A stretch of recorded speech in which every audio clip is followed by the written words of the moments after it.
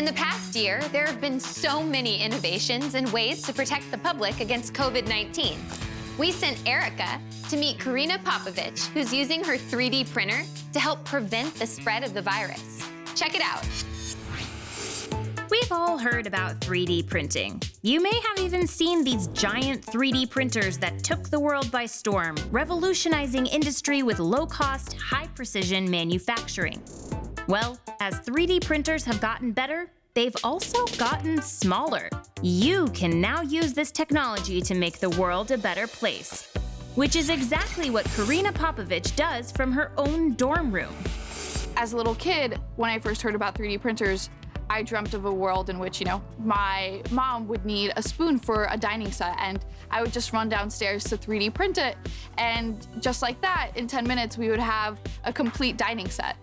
And that's kind of what always really motivated me to explore 3D printing and engineering, and yet you can do so many cool things with it. And she does. Karina has 5 3D printers that she puts to great use. And she's invited me to her dorm in upstate New York to see for myself.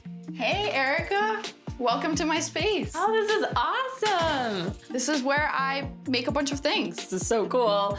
I'm gonna guess this is a 3D printer? Yes, this is my 3D printer, and this is something that I recently made on it, a pencil holder. So cool. You're just printing things that you can use. Exactly. How does this work? It's a lot more simple than you think. A spool of plastic string called filament is fed into the printer and melted, then extruded layer by layer in extremely precise patterns, forming a 3-dimensional object. Makers can design their own 3D objects, or simply download a ready-made file from an online library and 3D print that. How long does it take to print something like this? It only took 2 hours. Wow. There are so many cool materials that you can use, even silicone. That's amazing. So you really could make anything. Oh yeah. I even have a pair of 3D printed earrings. What? Okay, I have to see those. The earrings are proudly displayed along with some of Karina's other favorite 3D printed gadgets. Oh, and she can even print chocolate.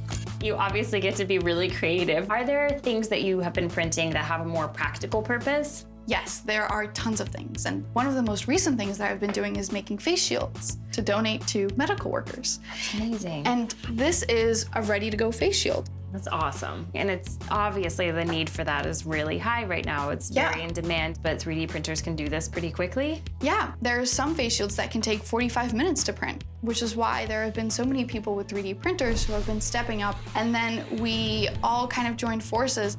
Leading the way, Karina started a coalition called Makers for COVID-19 that 3D prints personal protective equipment for the medical community. To date, they've donated 78,000 units. 78,000? That's amazing. I'm like tearing up a little bit because it's such a cool thing. Thank you. It was so much fun, and it's one of the great things about 3D printing. You can solve problems really fast, and that's something that I hope to keep doing in the future, whether that means 3D printing prosthetics for kids or whatever else it might be. That's so cool. That's really amazing. Now comes the best part, where Karina's hard work pays off.